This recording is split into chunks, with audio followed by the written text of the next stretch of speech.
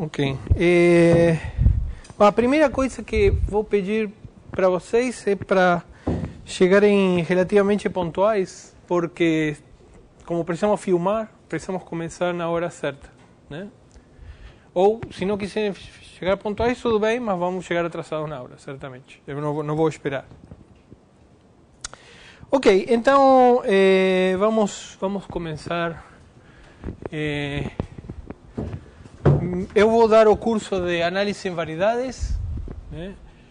As aulas do curso estão sendo gravadas e são postadas no site do INPA imediatamente depois da aula. Esse é o caminho para chegar nos vídeos, né? Isso, se vocês faltam alguma aula, quiserem rever alguma aula, vai estar aqui. Eu vou colocar um link na minha página mais direto e depois vou falar com vocês. Muito bem, então meu nome é Luiz.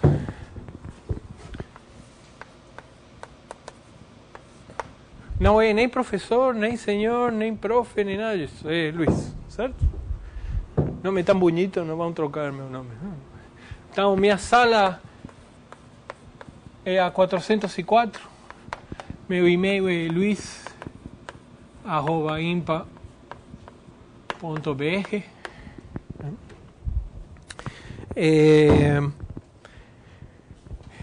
O curso é um curso longo. E com muitas coisas que provavelmente vocês não viram, conceitos bem novos, né? Então, deve ser um curso divertido e pesado, né? Eu fiz umas notas de aula, já no ano passado, quando eu dei esse curso, eu fiz umas notas de aula, que a primeira parte é essencialmente uma guia, né, para eu dar aula mais do que para vocês estudarem, mas aí estão todos os tópicos que eu vou cobrir. E a segunda parte tem as demonstrações das coisas que a gente vai ver, né? Vocês podem pegar as notas aqui, né?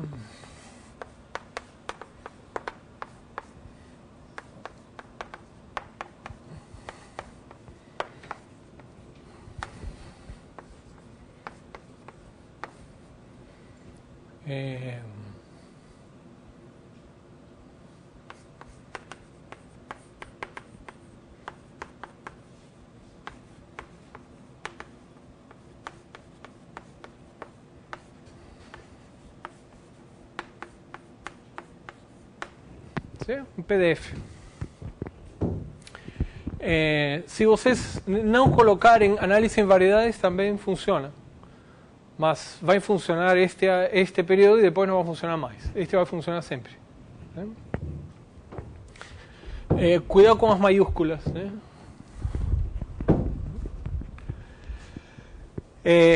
A bibliografia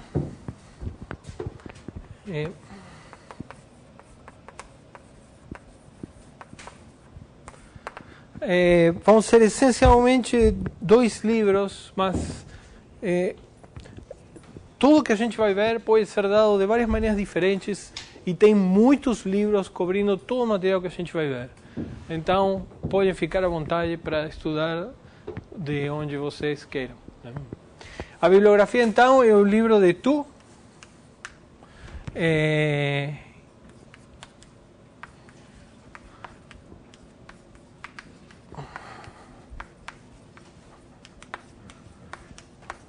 Sobretudo para a primeira parte, e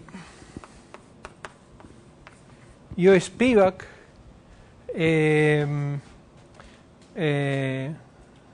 o grande, né? Comprehensive Introduction to Differential Geometry, né? Acho que é o volume 3.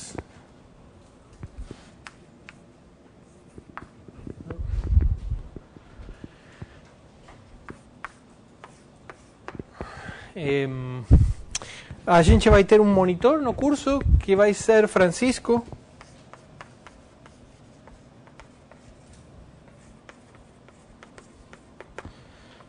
Ele está viajando, vai voltar dia 19.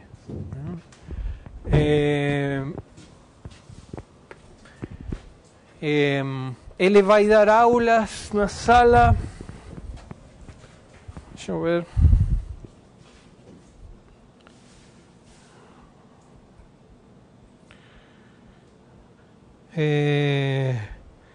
Sala 3, 4, 7, 17 horas, começando no dia 19 de 8. Depois vocês podem falar com ele e trocar esse horário se não for conveniente para alguns de vocês. Bom, então, acho que... Bom, eu estou passando a minha sala porque vocês podem passar por ela para fazer consultas, me perguntar coisas, saber a previsão do tempo, ou o que vocês quiserem, qualquer momento. Se eu estiver disponível, a gente conversa, se não, falo, passe mais tarde, mas sintam-se à vontade para me consultar, o que vocês quiserem.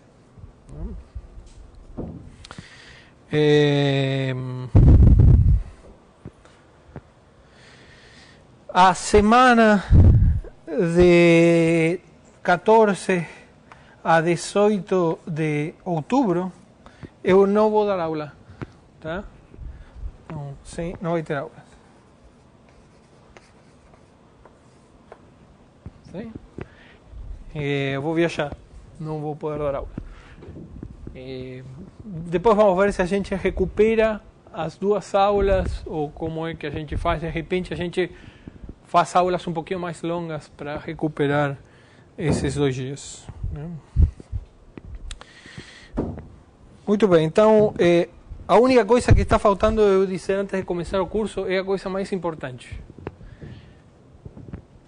Nós vamos ver, como eu falei, conceitos bem abstratos, novos para a maioria de vocês, e que é fácil vocês acreditar que estão entendendo só porque estão entendendo o que eu estou falando aqui.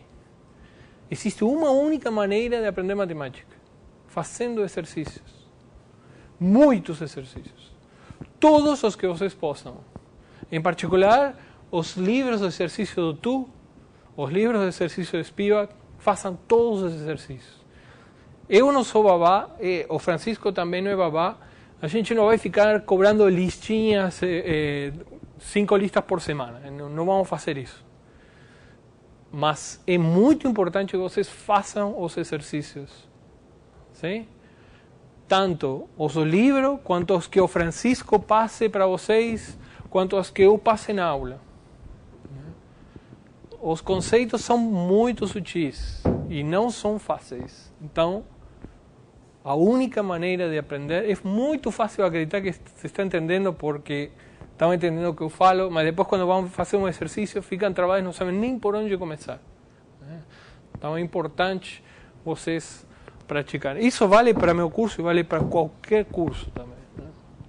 Mas este em particular são conceitos novos. Muito bem, então qual é a ideia do curso, né? A ideia é exatamente o que diz o título do curso, é fazer análise em objetos mais gerais do que RN. Vocês estão acostumados a fazer cálculo, a derivar, integrar em RN, né? E o que a gente muitas vezes precisa, a gente não tem uma noção, a gente está trabalhando em lugares onde não são realmente RN. Mas mesmo assim a gente precisa falar de diferenciabilidade, de diferencial, de integral. Mas como pode ser se isso não é um RN, um espaço vetorial, né? Então a ideia é a seguinte, suponha que você tem uma função, né? F de uma aberto de Rn para Rm, e vocês querem diferenciável, né? Para mim, nesse curso, diferenciável vai querer dizer sem infinito. Sim? Infinitamente derivável. Então a gente quer calcular a diferencial de f num ponto P numa direção V. Então, como é que a gente faz? A gente faz um limite, né? É um limite, quando t vai para zero, de f de P mais f de P mais TV sobre T. Sim? Essa é o que vocês viram em cálculo, né? Conhecendo a diferencial de uma função. Né? Então aqui fica bem claro por que a gente precisa de espaços vetoriais. Observen, né? Estamos multiplicando por um escalar e estamos somando. Precisamos que esse troço seja um espaço vetorial. E aqui também. Então a imagem tem que ser, estamos somando, né? E multiplicando por escalares. Então esses dois têm que ser espaços vetoriais. A priori. Mas, se vocês olharem um pouquinho mais de perto, observem, bom, se é diferenciável, é contínuo. Né? Agora, observem como t é pequeno, isso que está aqui está próximo disto. E isso que está aqui, por ser contínuo, está próximo disto. Então, sim, é verdade que vocês precisam somar, mas precisam somar coisas que estão perto. Ou seja, vocês não precisam realmente a estrutura de espaço vetorial global. Vocês precisam uma estrutura de espaço vetorial local. Essa é a ideia por trás da generalização que a gente vai perseguir no curso. Sim? Nós vamos trabalhar com troços que são localmente Rn. A questão é como formalizar isso. Como formalizar ser localmente Rn. E isso demora um trabalho. Isso demora um trabalho e demorou décadas. A definição de variedade diferenciável é só de 1930. Embora Gauss já tenha trabalhado, mas demorou muito tempo até uma definição formal e correta aparecer, o que mostra que o conceito é bem sutil. Então, o que segue desta igualdade é que precisamos um espaço vetorial, então precisamos um Rn local. Coisas que são localmente Rn. Como fazer isso? Bom, vamos fazer isso com um truque que aparece na matemática em todos lados. E a ideia é a seguinte, né?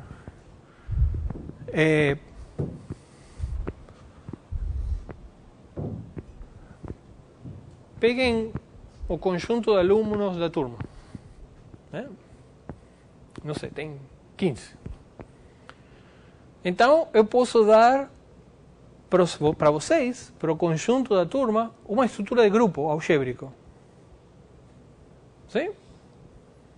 Como faço? Bom, se vocês são 15, eu posso pegar o conjunto dos alunos e fazer uma bijeção com os números 0, 1, 14. Sim? Uma bijeção. Agora eu tenho que definir uma soma de vocês. Como que eu faço? Bom, eu venho aqui, somo aqui e volto para trás. Ou seja, eu faço João mais, eu defino João mais a Maria como Φ de João mais Φ de Maria. Isso faz sentido, porque estou trabalhando aqui com a estrutura do resto, né? Ou seja, subtraímos 15 se o número este for maior que 15. Então, isso está aqui, mas se uma bijeção, então posso fazer assim.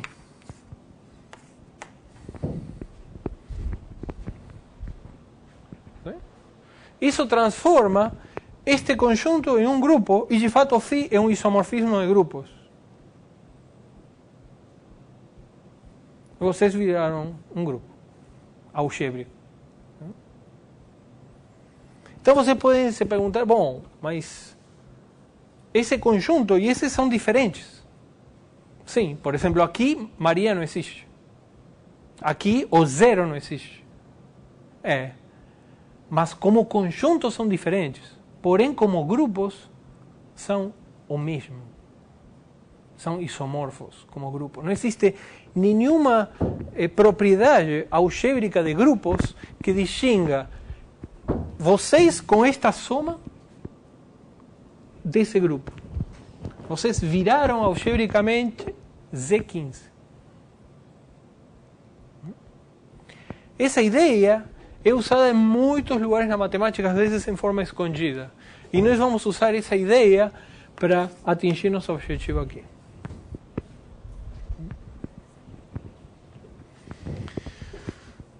Muito bem. Então, com essas duas coisas na cabeça, vamos começar com as nossas definições. A primeira definição é a definição de espaço topológico.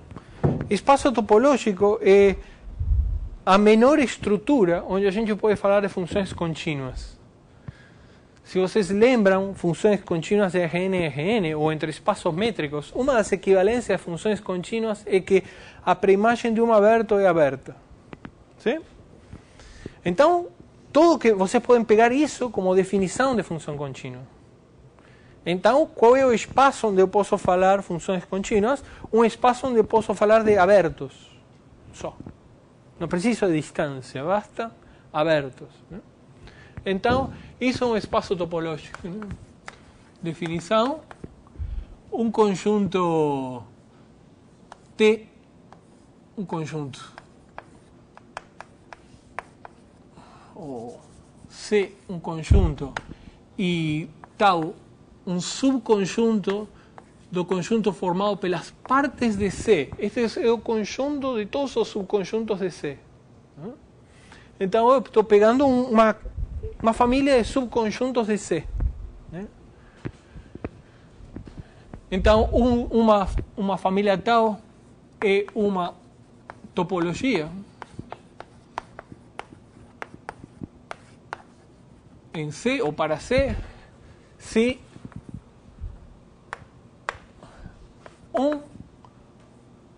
o conjunto vazio está em tal, conjunto vazio e C, os dois estão em tal.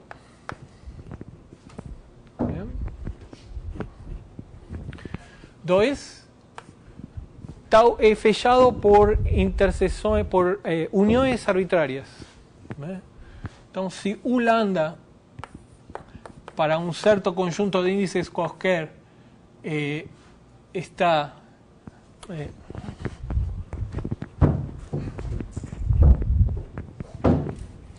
então, se U lambda pertenece a tau para lambda em um certo conjunto de índices, então a união sobre lambda em lambda de U lambda pertence a tau. É fechado por uniões arbitrárias. E a última é fechado por interseções finitas. Então, se U I está em tal para U menor ou igual a I menor ou igual a qualquer coisa finita, então a união, a interseção de U I está em tal. Claro que isso é a mesma coisa que pedir que a interseção de dois abertos esteja em tal. Né? Mas aqui realmente é necessária a união infinita.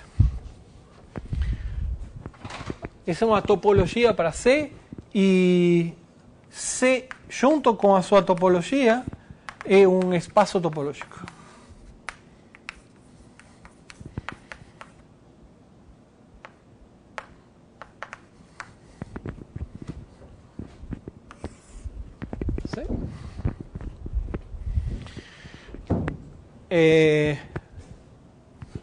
Obviamente a topologia toda uma área na matemática, a gente não vai fazer nada de topologia, vai ser nosso substrato. Porque a primeira coisa que vamos precisar é falar de funções contínuas, né? Então precisamos desse conceito, né? Então, claro que definição F. Vou chamar também, vou obviar muitas vezes a topologia, né? Então, quando eu falo um conjunto de C sendo um espaço topológico, estou assumindo que já temos a topologia, né? Como falando de um grupo, a gente assume que já temos uma soma, né? Então, F entre dois espaços topológicos, né, é contínua, né? Se a preimagem de U está em tal de C, né, para todo U' em tal de C'. Eu vou denotar por tal de C a topologia de C. ¿Sí? Tal C', a topologia de C'. Ou seja, com essa notação, então vou chamar de tal de C a tal. Nesse caso.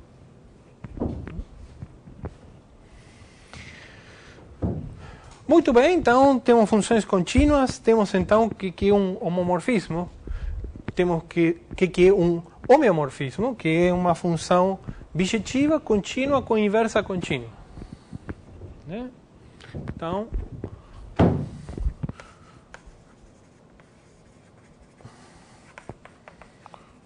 homeomorfismo é uma bijeção contínua com inversa contínua.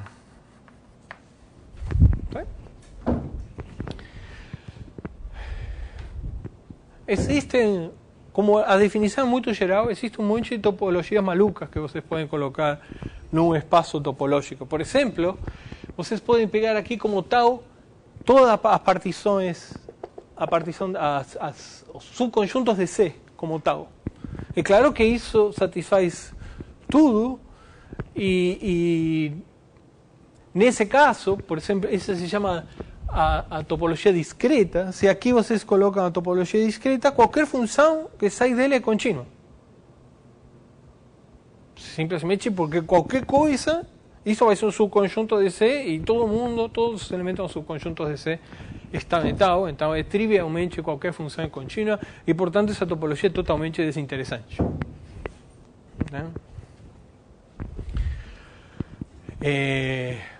A topologia indiscreta é a topologia tal, que é formada por esses dois conjuntos só. Se vocês pensam, ele trivialmente satisfaz 2 e 3, mas nesse caso tem muito poucas funções contínuas e também então não é interessante. Mas a gente não quer topologias malucas porque as topologias malucas não servem para nada.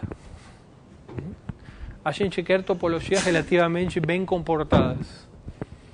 Uma das propriedades básicas da topologia de conjuntos é a separabilidade.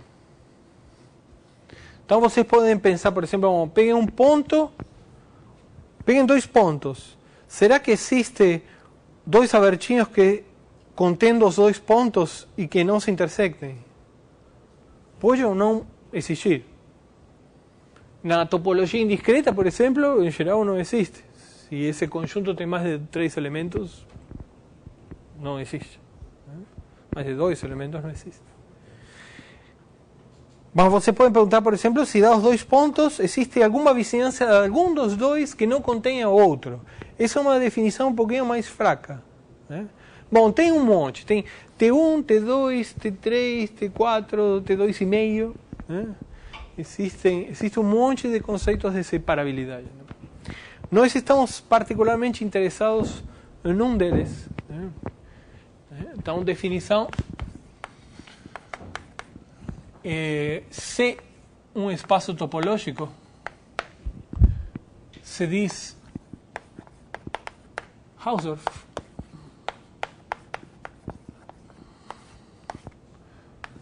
se Hausdorff ou T2, né?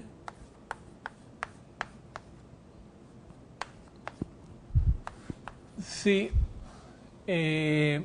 para todo P diferente de Q em C,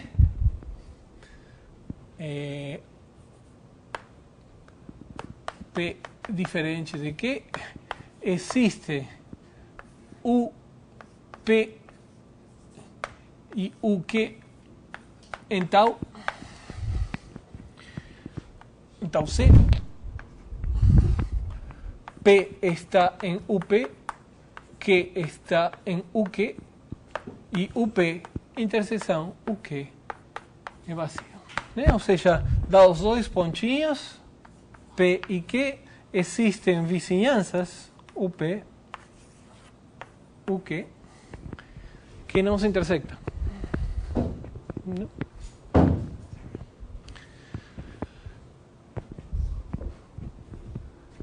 Às vezes vocês vão ver também isso como separável, né? Simplesmente.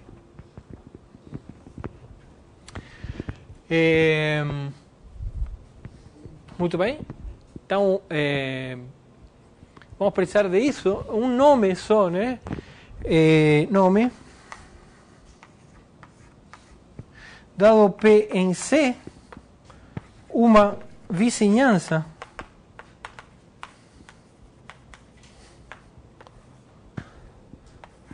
de P é simplesmente qualquer elemento em tal que contenha P.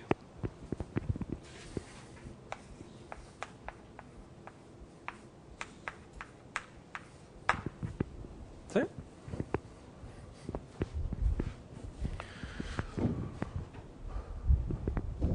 Muito bem. Bom, agora vocês podem fazer tudo que vocês já viram alguma vez, certamente. Vocês podem falar do interior de um conjunto, né? Que é o maior aberto contido num conjunto. Né? Vocês podem falar se um conjunto é fechado, se é aberto, né? Tudo que vocês já conhecem. Né? Muito bem. Então, essa é uma das duas propriedades que vamos pedir em nossos espaços topológicos para eles não serem muito malucos. A segunda é a seguinte.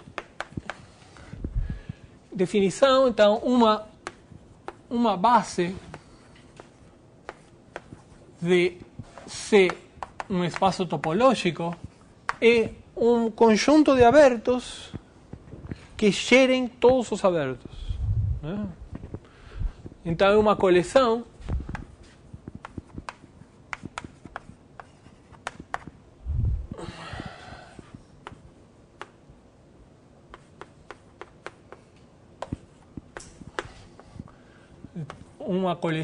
de elementos na topologia, de tal forma que para todo U em tal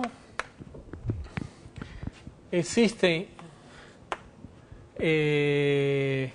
um subconjunto lambda linha de lambda, tal que U é uma união para lambda em lambda linha de U lambda.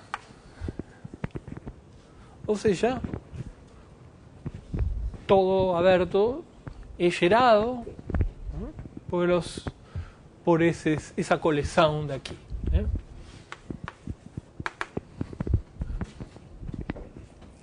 Parece uma definição meio boba, porque, bom, como vocês podem pegar como B toda a topologia. Sim. Mas não é por causa do seguinte: definição. Dizemos que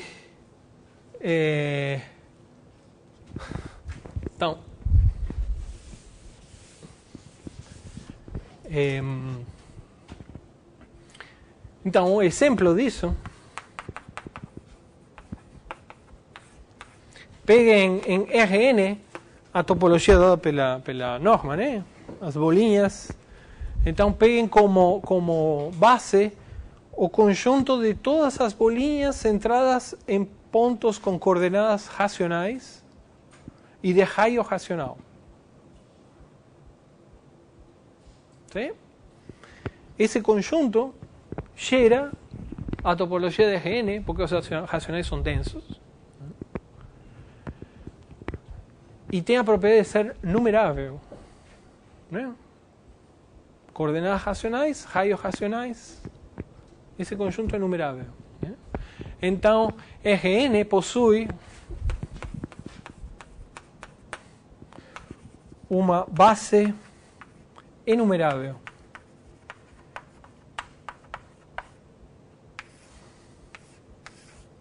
Essa é a propriedade que vamos precisar. Vai ficar claro por que vamos precisar daqui a algumas aulas.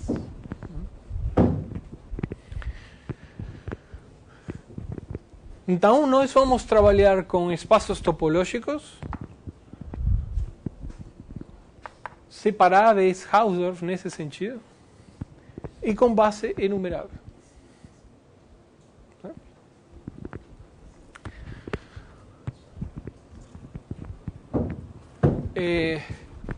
Vamos precisar agora, vamos definir o que quer dizer isto que eu acabei de apagar, né?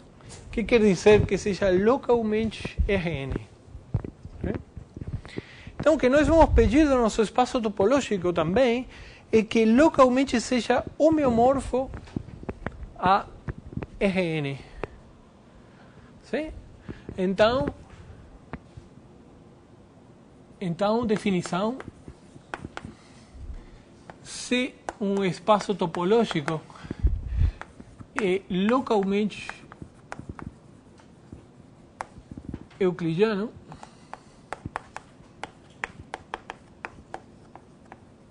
se acontece o que eu acabei de falar. E como a gente formaliza isso? Sim? Localmente homeomorfo a Rn. Então a gente faz assim, né? É localmente euclidiano se para todo P em C existe um aberto de tal, uma vizinhança de P, e existe uma vizinhança e uma função φ de U em Rn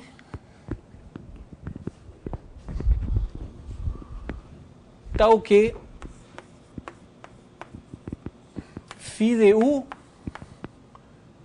é aberto. Então agora podemos pensar, na verdade, φ assim, né? Isso aqui é um aberto de nosso espaço topológico, e isso aqui é um aberto de Rn.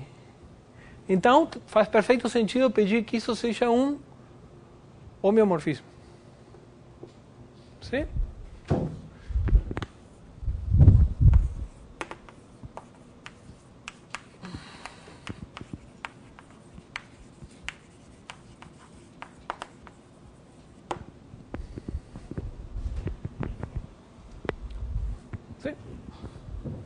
Isso é o que sempre quer dizer localmente.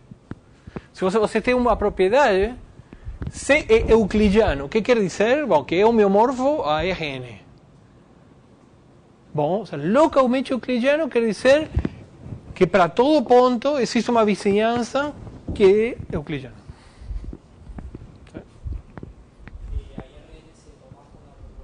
Sim. Cada vez que eu coloque Rn, vai ser com a topologia usual e com a noção usual, com a estrutura diferenciável usual.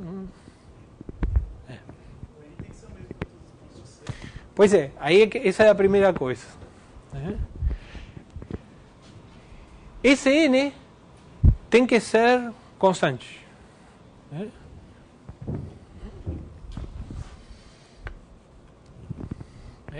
A dimensão aqui tem que ser constante.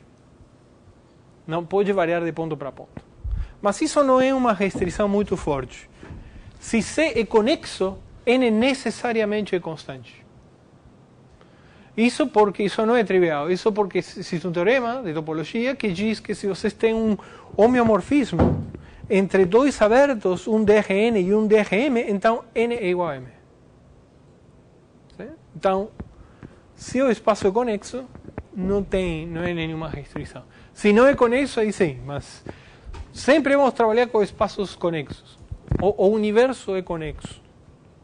Se o que não está nessa componente conexa não está nesse universo. Então, se em algum lugar falta a hipótese de conexidade, vocês colocam. Sim? Tá? Tudo que a gente trabalhar sempre vai ser conexo.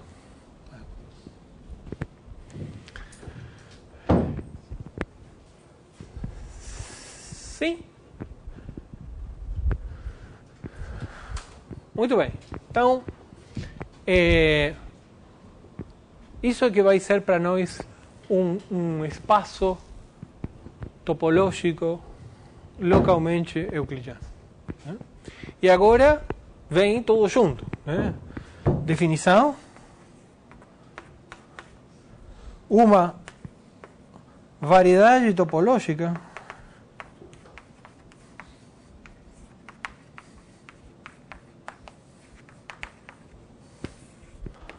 é um espaço topológico de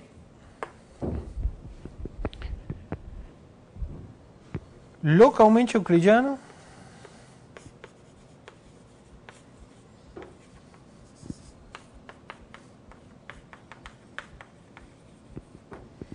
Hausdorff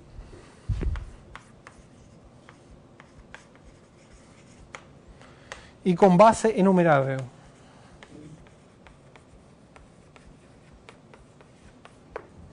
Vamos ver. Porque isso aqui é claro porque que a gente precisa, porque a gente quer localmente que seja N. Então, vamos ver depois por que são essas duas. Sim? Então, vejam que aqui nós já podemos pensar em como fazer aquele truque que fiz com vocês em Z15.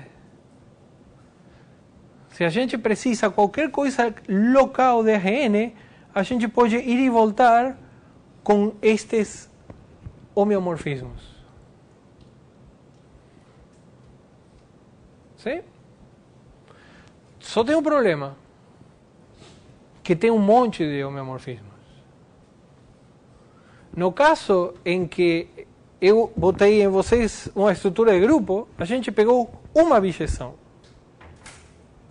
Fizemos, voltamos. Transparente. Agora não é mais tão transparente. Agora, qualquer coisa que nós precisemos fazer, usando estas funções, temos que verificar que o que dê não depende da função, porque senão não está bem definido.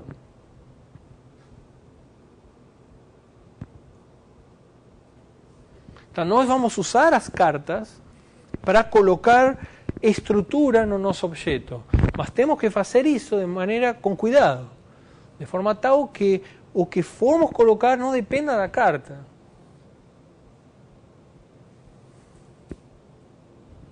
Senão vai ser um objeto que depende da carta. Não vai ser um objeto do nosso espaço. Não? Sim?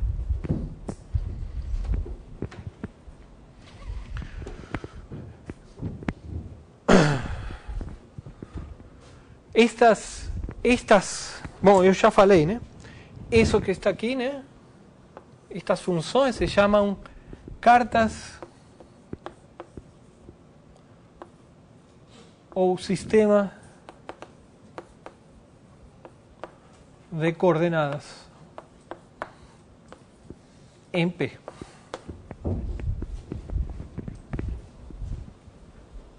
¿Sí? Nome. Cada vez que pegamos uma destas, desses homeomorfismos locais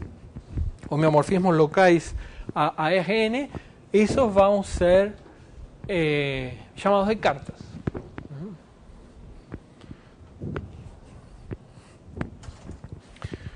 Vamos a hacer algunos ejemplos.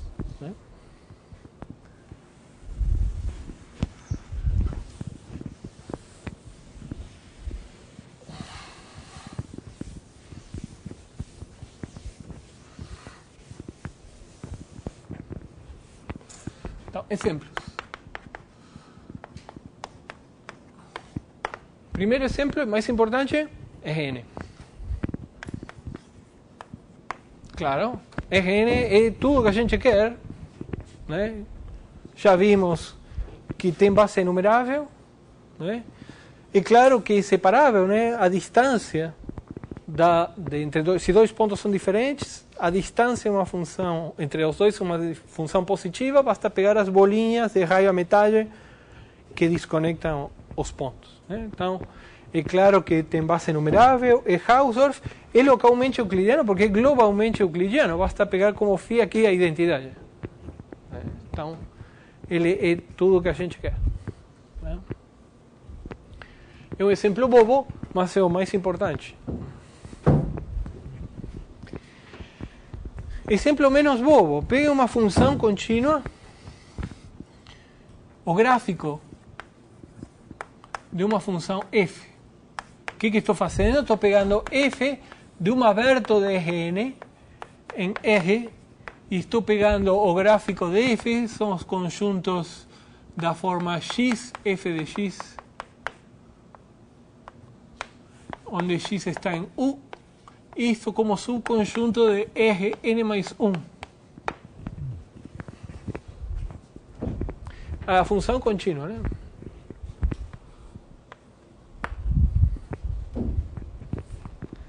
Sim? E qual é o homeomorfismo? O homeomorfismo é simplesmente a projeção a U. Sim? Daqui, do gráfico de f, eu tenho uma projeção para U que leva x, f de x no ponto x. Sim? Simplesmente o que estamos fazendo, estamos pegando um aberto de Rn, uma função, o gráfico de uma função, e a projeção φ projeta em U, né? Aqui está U e aqui está o gráfico de f.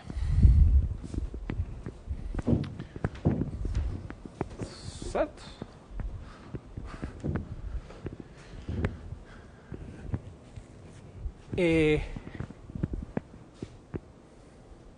Quem não é uma variedade topológica?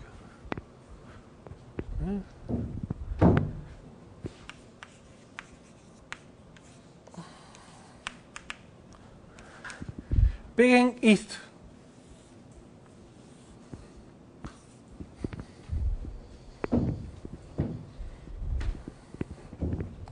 Isso aí não é uma variedade topológica.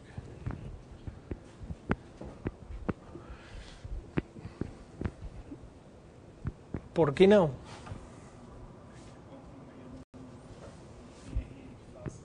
¿Y por qué no?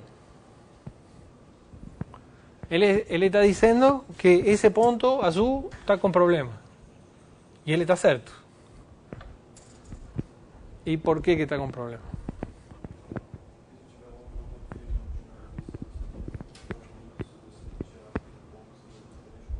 Isso. Né? Observem a prova que ele deu, né? Então, suponham que sim, que tiver... Obviamente, estou considerando este conjunto com a topologia induzida de R2, né? Ou seja, como subespaço topológico de R2. Né? Eu esqueci de falar. Então, ele diz assim, suponha que sim, né? Suponha que temos um homeomorfismo disto com algum aberto de R. O aberto de R é uma união disjunta de intervalos. ¿Sí? E esse aqui vai estar dentro de algum desses intervalos.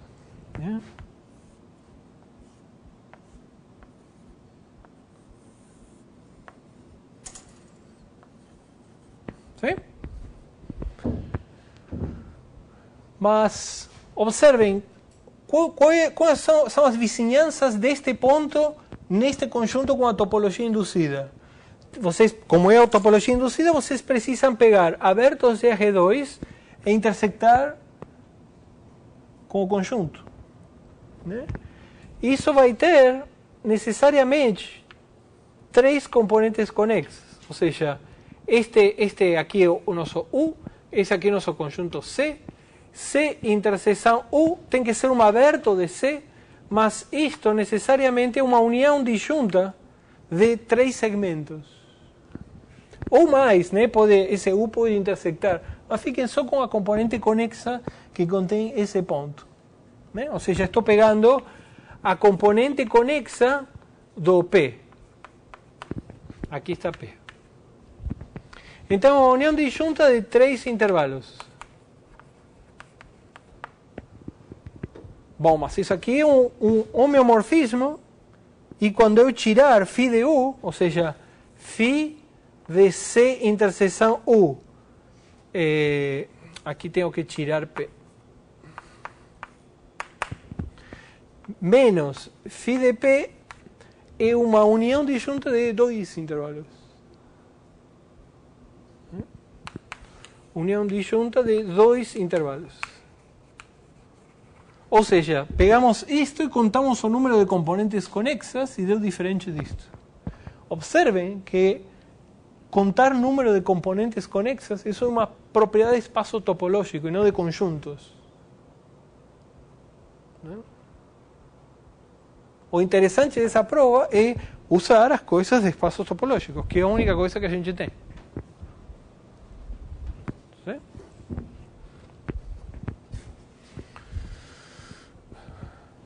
Muito bem, então isso aqui não é localmente euclidiano.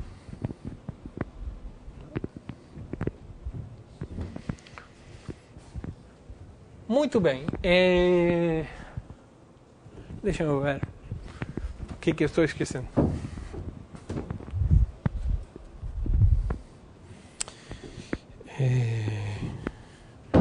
O que estou consultando agora são as notas. Isso. Vamos ver que as notas têm um tamanho gigantesco, a letra, porque sou meio cego. Então, tem que gritar porque eu não vejo nada. Não sei quantos tem. Chutei 15, mas podem ser 2 ou 400. Não sei. Não vejo nada. Muito bem.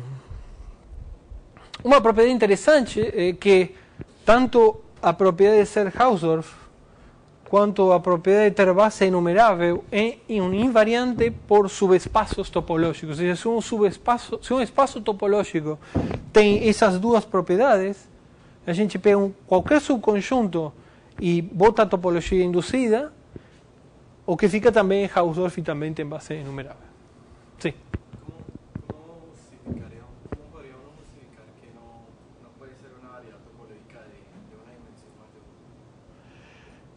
Porque esa prueba... Observa o seguinte, tem duas... O que ele perguntou é por que como podemos justificar que isto não seja um espaço topológico de dimensão maior, né? Bom, em princípio você pode usar, nesse caso, você pode usar o mesmo argumento. Porque se isto fosse um aberto de dimensão maior, quando você tira um ponto, isso aqui tem uma componente conexa. Então, também não poderia. Mas você poderia dizer o seguinte: esse conjunto, o cardinal desse conjunto, é o cardinal dos números reais. Então, existe uma bijeção dos números reais com este conjunto. Sim? Existe φ do nosso conjunto C com R. Bom, é uma bijeção, então posso colocar aqui a estrutura topológica disto. E usar como φ esta. Sim? Aí esse conjunto automaticamente virou uma variedade topológica de dimensão 1. E totalmente inútil.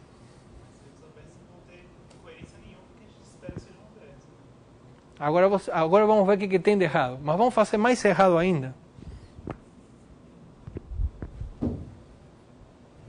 tem a mesma cardinalidade.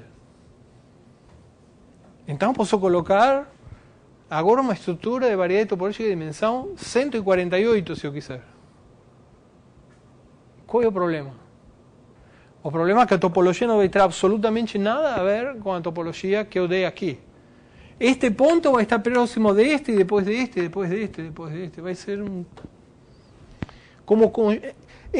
Isso mostra a inutilidade de fazer esse tipo de coisa. Eu dei para vocês uma estrutura de Z15.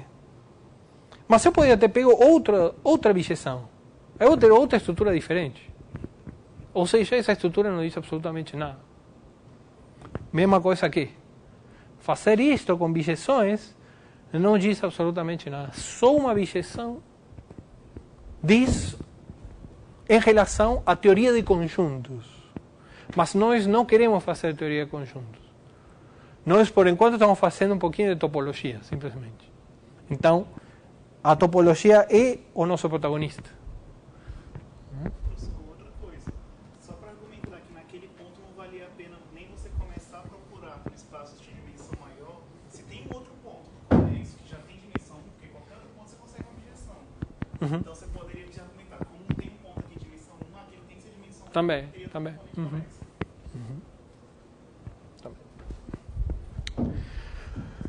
Muito bem.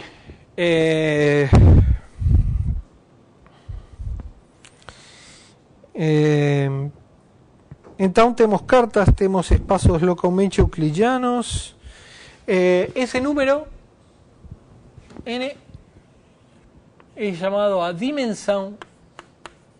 Vamos colocar em verde. A dimensão de C. Observem que o conceito de dimensão não faz o menor sentido para espaços topológicos. Faz para espaços topológicos localmente euclidianos. ¿Sí? Vocês precisam disso. E o motivo pelo qual isto é constante é porque se dois abertos de Rn e Rm são homeomorfos, então N é igual a M. Muito bem.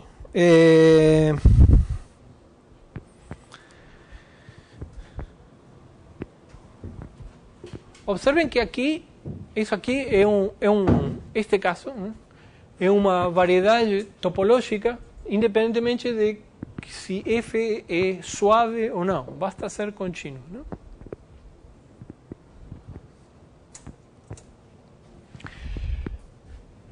Mas tem que observem que isso não é completamente trivial, né?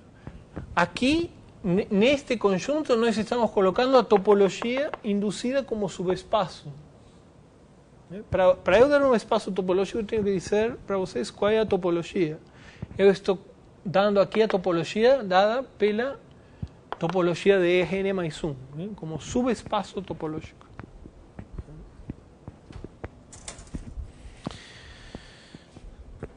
Muito bem, então agora vamos partir para o que a gente quer.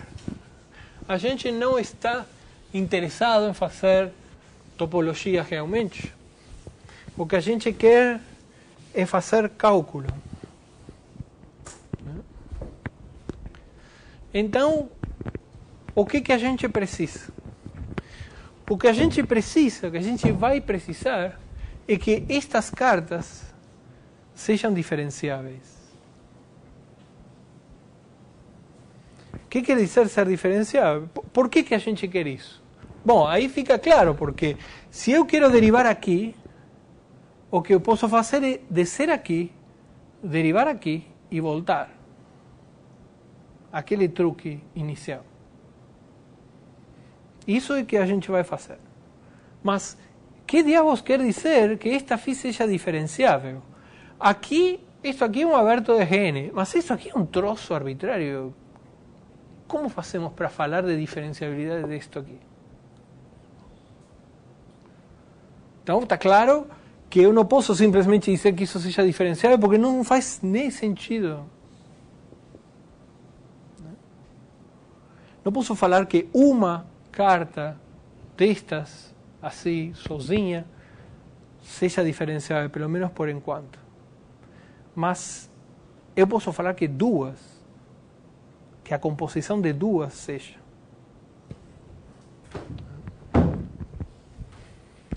Então, observem, nós temos aqui nosso conjunto C, maluco, ¿sí? E temos, para cada ponto, temos vizinhanças coordenadas, né?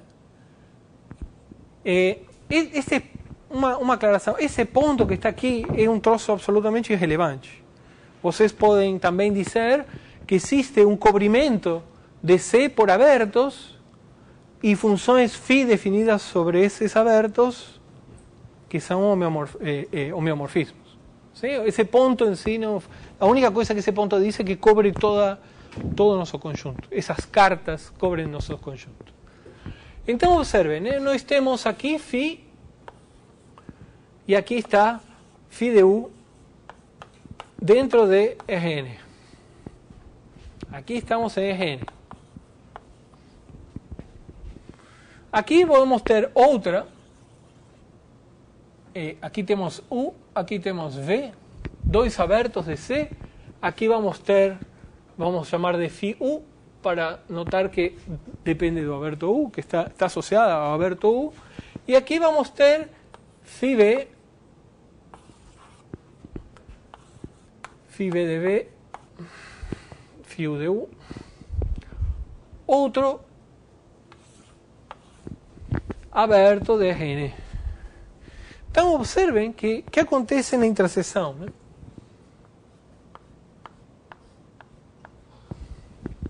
Bom, por φ de U, essa interseção vai parar num aberto de φ de U. É um homeomorfismo. Então, este conjunto que está aqui, se isso aqui se W, né?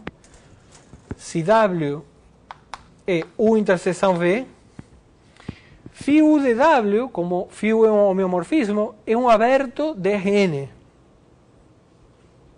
¿Sí? Isso que está aqui é um aberto de Rn. Mesma coisa aqui. Esse aqui é um aberto de Rn. Então aqui temos φ U. Dá para ver o azul? Dá para ler? Então temos φ U de W e aqui temos φ B de W. ¿Sí? Deixa eu tirar daqui.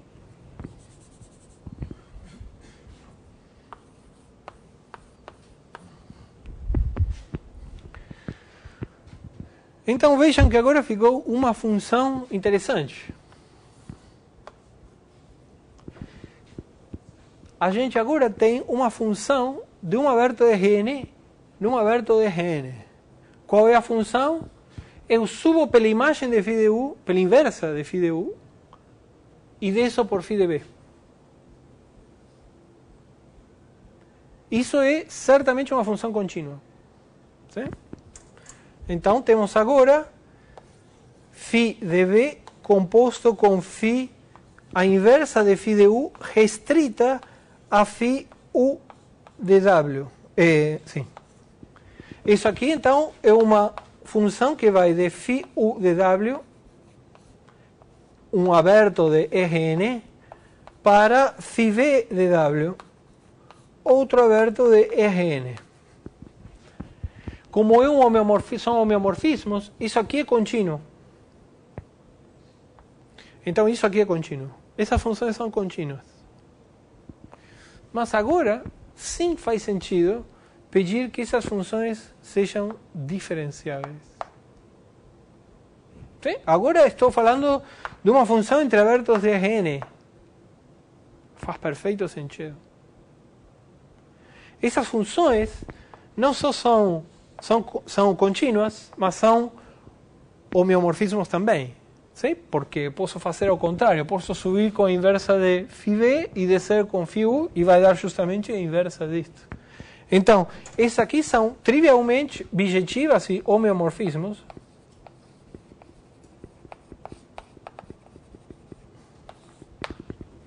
Mas agora, sim faz sentido falar que elas sejam diferenciáveis.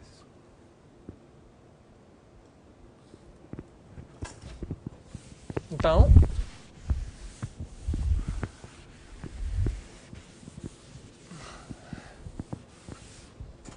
nessa situação, dizemos que as cartas são compatíveis quando essa função for diferenciável e a inversa for diferenciável. ¿Sí? Ou seja, dizemos que φ u e φ v são compatíveis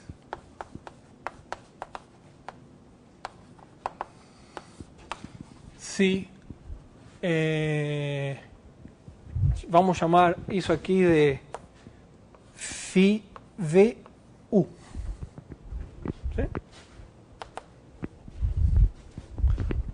¿Sí? Talvez confundam, né?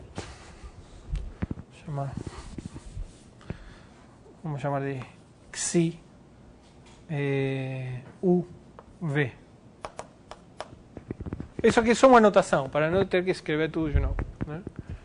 Então, se xi u v e xi v u, que nada mais é, por definição, do que xi u v inversa, né? São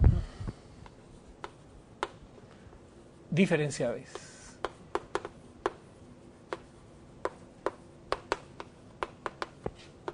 Como eu falei, isso quer dizer para nós C infinito. Tudo o que nós vamos fazer, em vez de ir para C infinito, pode ser feito para CK. Todo. O problema é que quando vocês têm uma função CK e vocês derivam, vocês obtêm uma função CK menos 1. Então temos que ficar com a contabilidade de quantos eu perdi, porque quantas vezes derivei, porque esse é o único motivo pelo qual a gente faz para C infinito. Mas pode ser tudo feito para CK, desde que vocês garantam que tem tantas derivadas quanto precisam na estrutura. Se vocês vão derivar 15 vezes, precisam de 15. Hoje eu tenho algum problema com o número 15. Né? Certo? Bom, em outras palavras, como é um homeomorfismo diferenciável e a inversa também é diferenciável, isso aqui é um difiomorfismo. Né? Sim.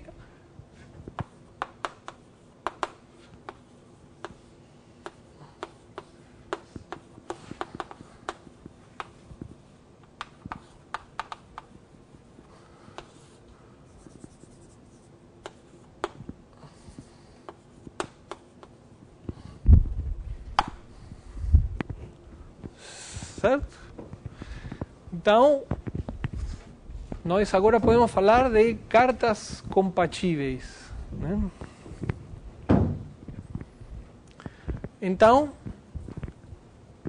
o que vai ser nosso objeto de estudo? Nosso objeto de estudo vai ser uma variedade topológica, ou seja, um espaço localmente euclidiano, com uma topologia decente e não maluca, né?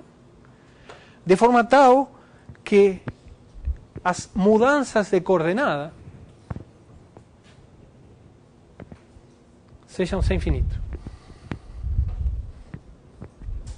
Ou seja, que as cartas sejam compatíveis. Sim? A gente tem que pedir que qualquer mudança de coordenada seja sem infinito ou que exista mudança de coordenada sem infinito. Agora vou chegar nesse ponto.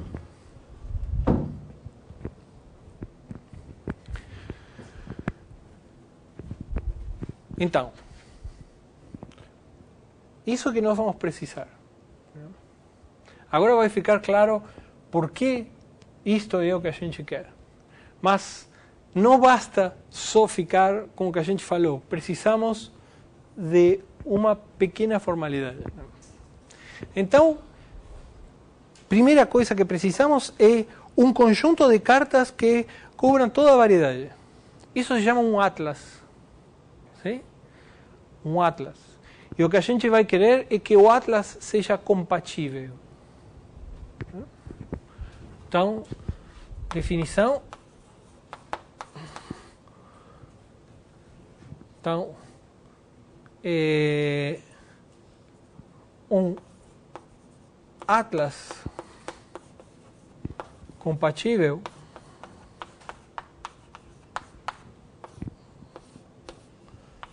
é um conjunto U lambda phi lambda,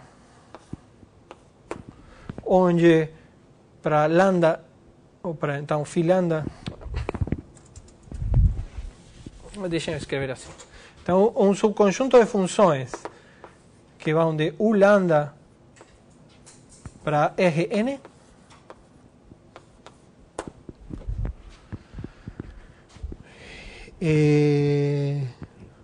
um conjunto de cartas para lambda, então aqui lambda em lambda, um conjunto de cartas de um atlas compatível de C é um conjunto de cartas de C tais que a união sobre lambda de U lambda seja C, tem que ser um cobrimento de M, e as cartas são compatíveis.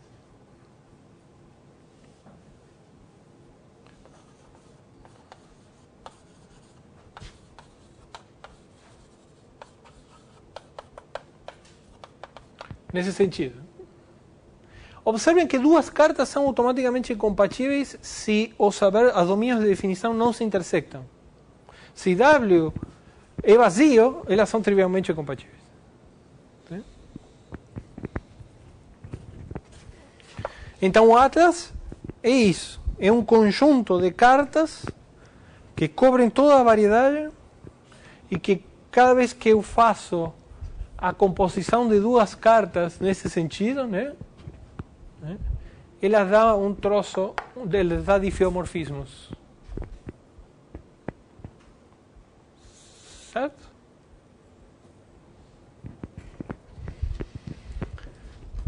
Então, e aqui é que está a sutileza do que você está, do que você perguntou. Então, definição. Então, eu poderia dizer que nosso objeto de estudo vai ser uma variedade topológica com um atlas compatível. Sim. Aí a imagem das cartas é toda real. Não. Quando eu escrevo assim, quer dizer que o que a gente faz é restringir a imagem. Né? Mas você pode fazer com tudo RN também. Não tem nenhum problema. Também, se você tem um atlas cujo domínio é um subconjunto RN, você constrói um atlas cuja imagem é toda RN. Mas você não quer fazer isso. Mas sim, se quiser botar aqui phi de U com X de RN, não tem problema.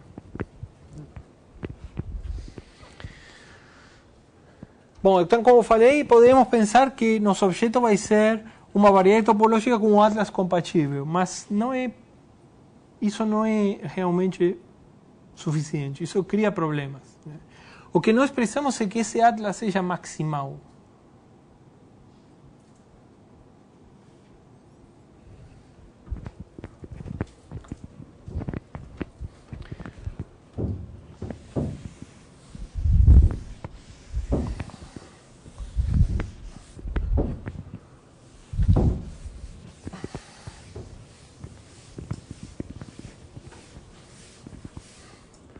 Então, definição. Um atlas, deixa eu colocar.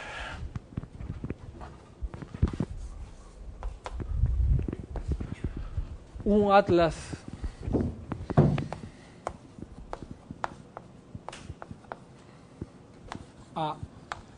maximal se para toda função φ definida em um aberto de nosso conjunto para Rn, que composto com todas as cartas dá diffeomorfismos, se vocês pegam uma função dessas, essa tem que estar no atlas. Isso quer dizer maximal. Se para todo φ de U em Rn, homeomorfismo com a imagem, né?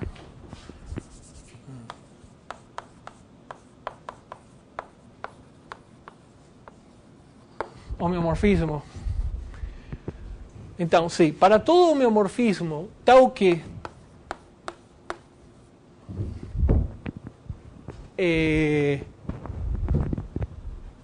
φ U com inversa, φ1 não.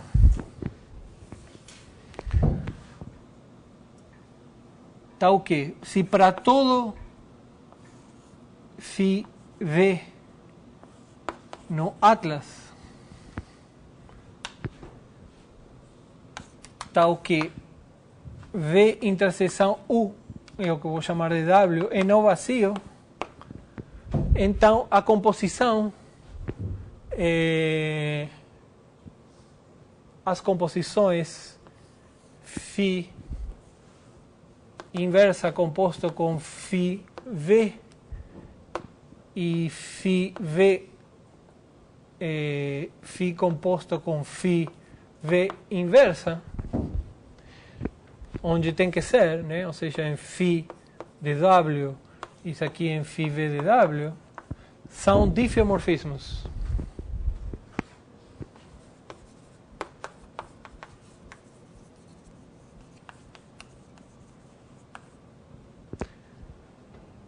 Então, φ está em A. De novo. Então, um atlas é maximal se qualquer função, qualquer homeomorfismo, candidato que seja, isso aqui é uma carta, né, no nosso C, né, nosso espaço C. Então, se para toda carta que as mudanças, essas mudanças de coordenada sejam diffeomorfismos, toda carta cujas mudanças de coordenadas sejam diffeomorfismos, então está no atlas.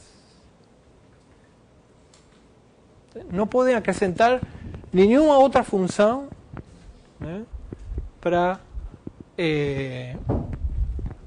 aumentar o atlas. Em outras palavras, isso é a mesma coisa que dizer que não existe nenhum atlas com mais funções que contenha A. É equivalente. Sim? Por isso se diz maximal. Sempre que vocês têm um atlas, vocês podem gerar o atlas maximal dele. Como? Colocando todas essas funções que satisfazendo isto dentro do atlas. Sim? Então, observação. Se A é um atlas, então existe um único atlas maximal chamado fecho de A, tal que A está contido em A barra. Simplesmente pegando a união de todas essas cartas que têm essa propriedade com o atlas. ¿Sí?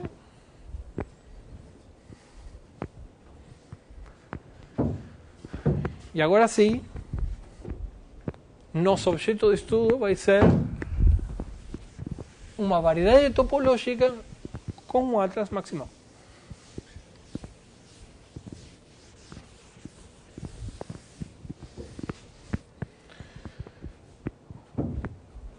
Um nome, um atlas maximal, também é chamado de uma estrutura diferenciável.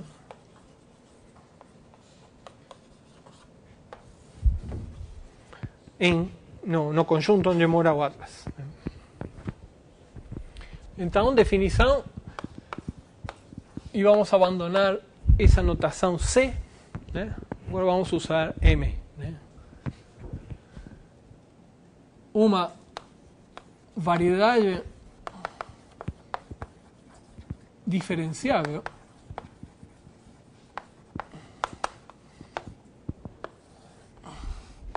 M N E de dimensão N. Observen que eu vou colocar como quando for conveniente, como um supraíndice a dimensão da variedade. Isso poupa escrita, né? Uma variedade diferenciável, Mn, é uma variedade topológica munida de uma estrutura diferenciável.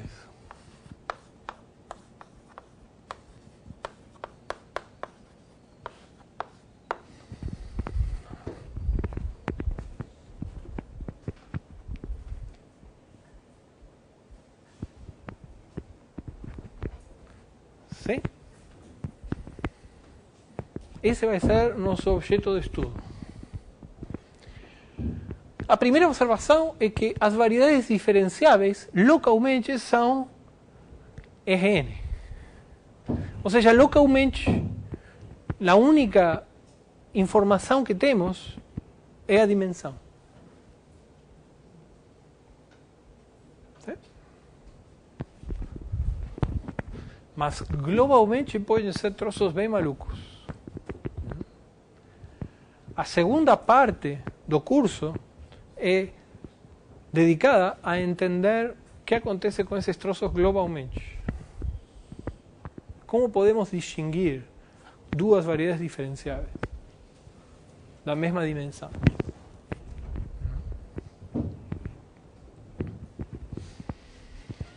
Então, observen que temos várias coisas aqui: espaço topológico, base enumerável e Hausdorff.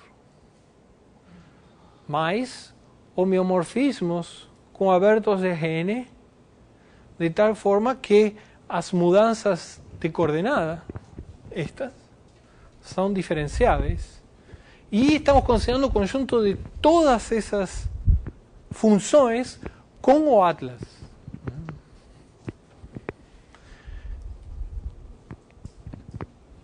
Dado qualquer atlas, sempre existe um atlas maximal que o contém. Mas isso não quer dizer que o atlas maximal seja único. É o único que contém esse atlas. Vocês podem ter muitas estruturas diferenciáveis diferentes numa mesma variedade topológica. Por exemplo, na esfera de dimensão 7, existe um monte de esfera que vocês conhecem, de dimensão 7, com a estrutura topológica da esfera, existem um monte de estruturas diferenciáveis diferentes. Não são difiomorfas. São homeomorfas, mas não difiomorfas.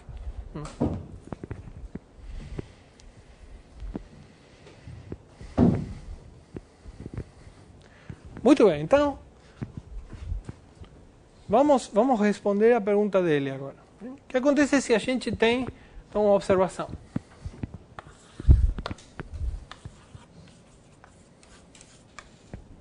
O que acontece se a gente tiver 3 cartas?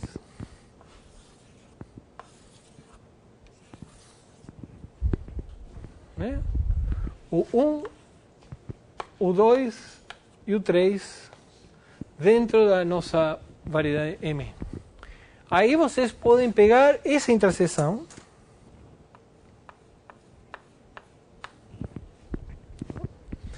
e como o atlas é compatível, né, a gente está dizendo que todas as mudanças de coordenadas, que tem 3 aqui, são diferenciáveis. Sim? Mas observem que eu não vou colocar... Bom, eu posso esquecer destas partes e supor que estou trabalhando só na interseção. Ou seja, posso supor que o 1, o 2 e o 3 são o mesmo conjunto, para não precisar fazer essas interseções. Aqui, quando eu faço isto, eu estou esquecendo destas partes. Sim? Então, estamos trabalhando só com a interseção. Então, posso supor que todos são o mesmo, né? Isso só para não precisar restringir em diferentes conjuntos.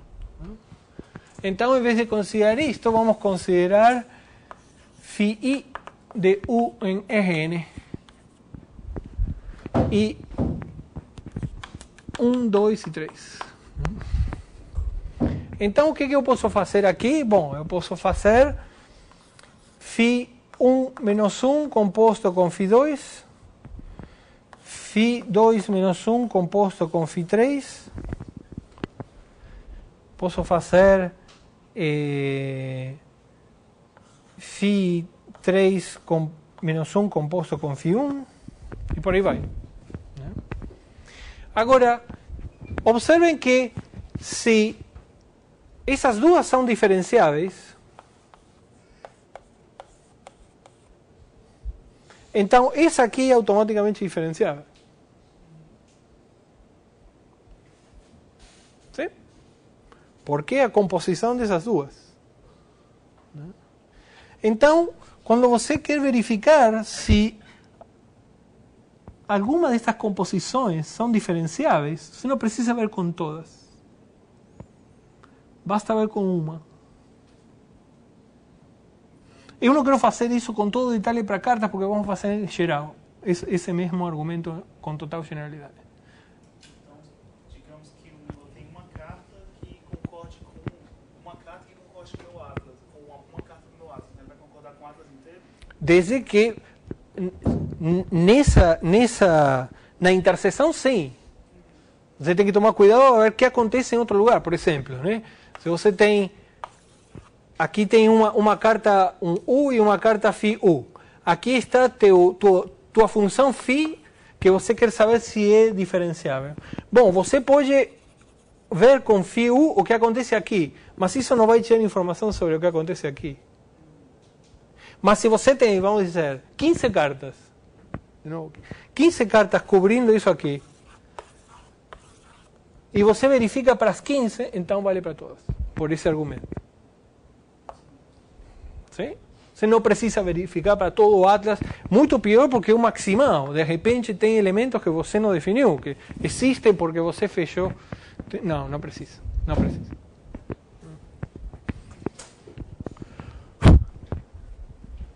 Sim? Mas vamos ver bem em detalhe isto para funções arbitrárias, não somente para as cartas coordenadas.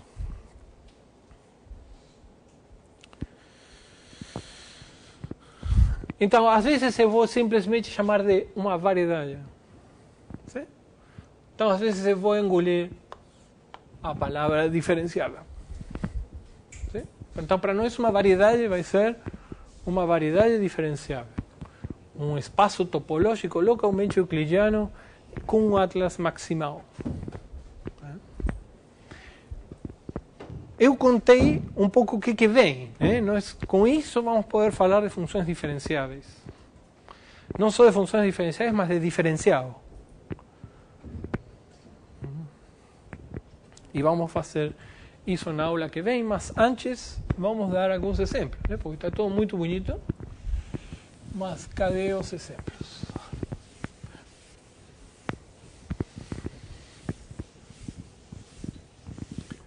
Então, lembrem, isso aqui é φU menos 1 composto com φV restrito a φU de U interseção V. Sim? Essas funções se chamam funções de transição dos sistemas de coordenadas. Então, essas são as funções de transição. Então, exemplos.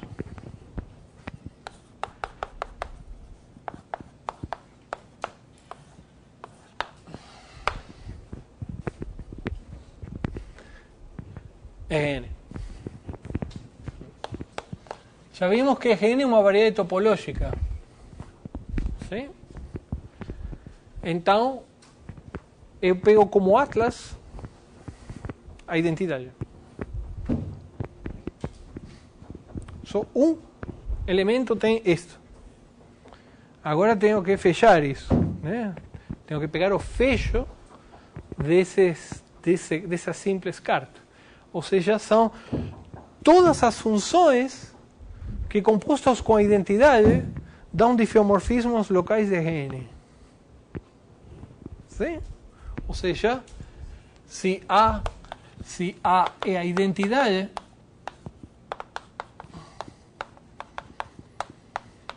o que estou pegando simplesmente é o conjunto de todas as funções φ de U dentro de Gn para V, para φ de U dentro de Gn, tal que são diffeomorfismos.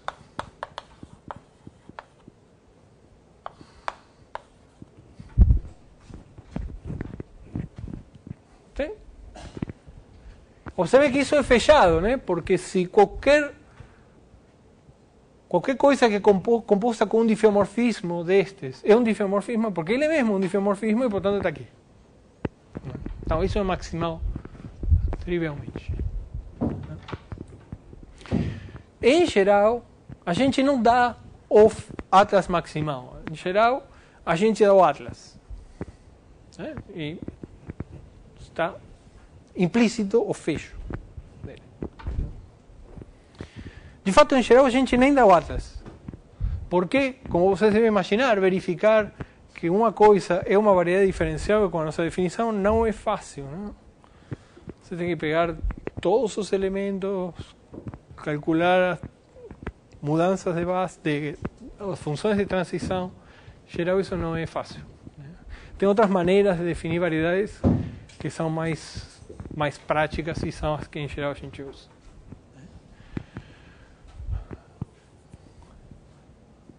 Então, 1. 2. As matrizes inversíveis.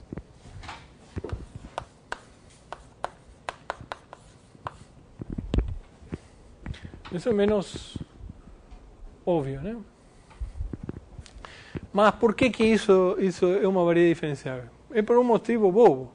Isso aqui são as matrizes de n por n reais cujo determinante é diferente de zero. Sim? Mas o determinante é uma função contínua. Ou seja, isso aqui é a inversa pelo determinante de isso. Isso aqui é aberto, determinante de uma função contínua, isso é um aberto das matrizes inversíveis. Esse conjunto é um aberto de uma variedade diferenciável, porque isso aqui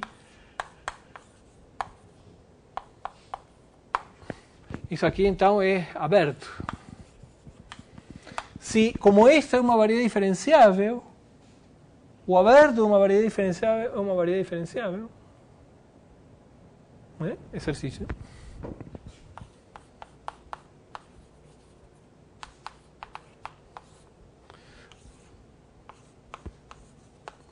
Aberto, variedade, implica U é uma variedade.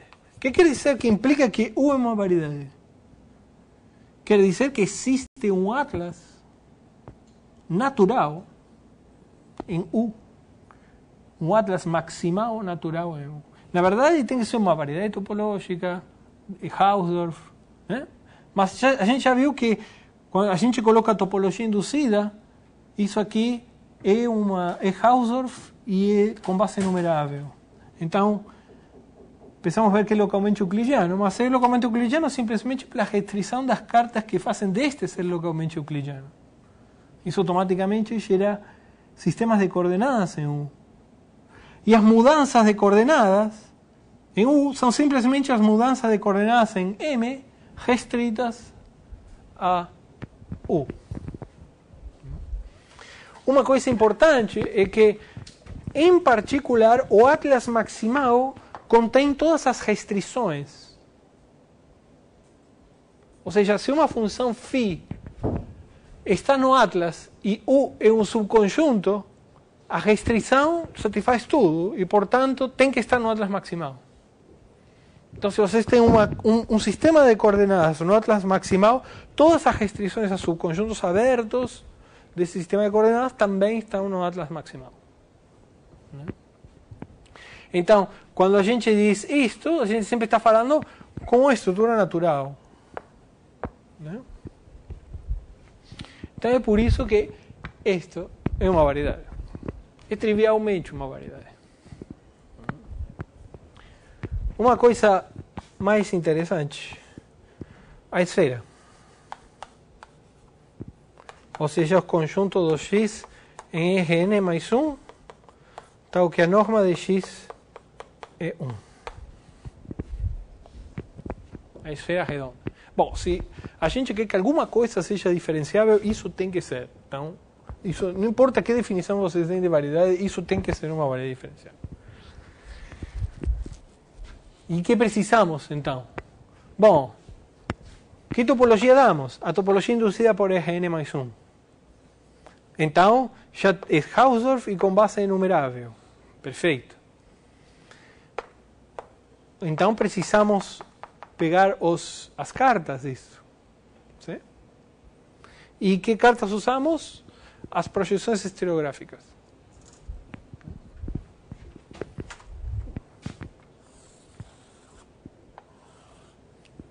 Peguem o polo norte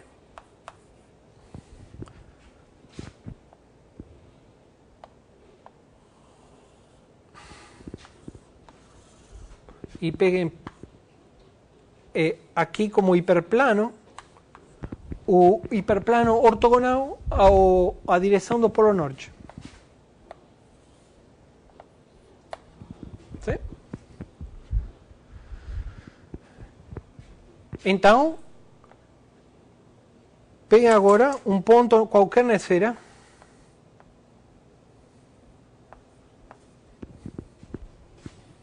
Eu vou criar uma função da esfera menos o polo norte nesse hiperplano. Como sabem que o hiperplano é um hiperplano de Rn mais 1, portanto é Rn. E, claro, o que a gente faz é pegar a reta que passa pelo polo norte por este ponto, e essa reta tem um único ponto de interseção com o plano, φ de P, se isso aqui é P, e reciprocamente, todo ponto no plano, quando pegamos a reta que passa pelo polo norte por esse ponto, tem um único ponto de interseção com a esfera. Então, isso aí é uma bijeção. Então, temos φ de Sn menos n em Rn, a projeção estereográfica.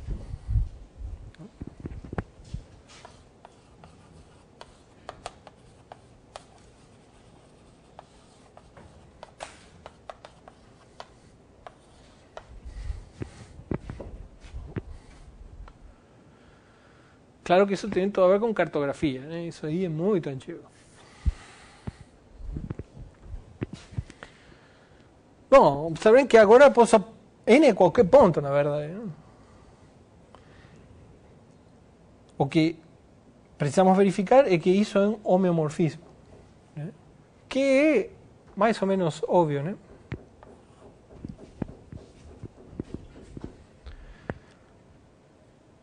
Mas então temos de fato, basta pegar o polo norte e o polo sul e temos duas cartas que cobrem toda a esfera.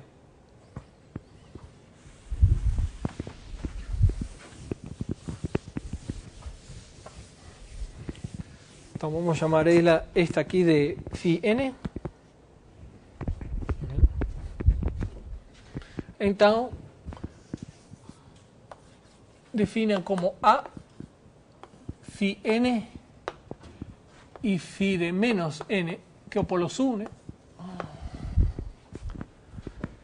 isso cobre, então eu afirmo que isso é um atlas. Então, exercício, verificar que é um atlas, ou seja, que φ n é um homeomorfismo. Podem até fazer com um desenho, né? Se vocês pensam aqui. Mas podem calcular explicitamente, né? Verificar que φ n é um homeomorfismo e que φ n composto com φ menos n inversa, isso aqui vai... Observe que... Então, tenho que tirar... Qual é a interseção desses dois conjuntos? Φ n menos o polo norte, interseção com φ n menos o polo sul, ou seja, Sn menos o polo norte, interseção Sn menos o polo sul, ou seja, é Sn menos n e menos n. ¿Sí? A imagem por essa aplicação de Sn menos o polo norte e o polo sul, é claro, é Rn menos a origem.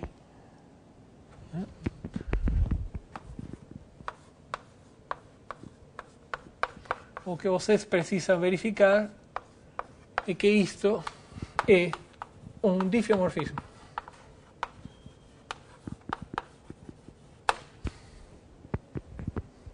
Claro que, observen que aqui n e menos n são irrelevantes, né? Podem trocar.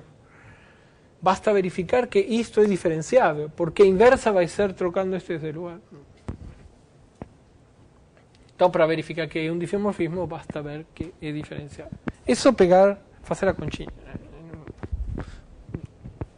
Meio segundo.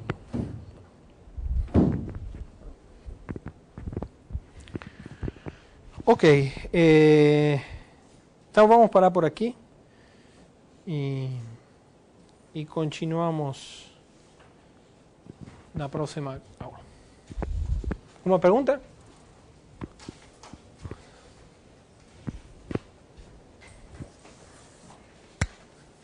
Ok, então continuamos na próxima aula.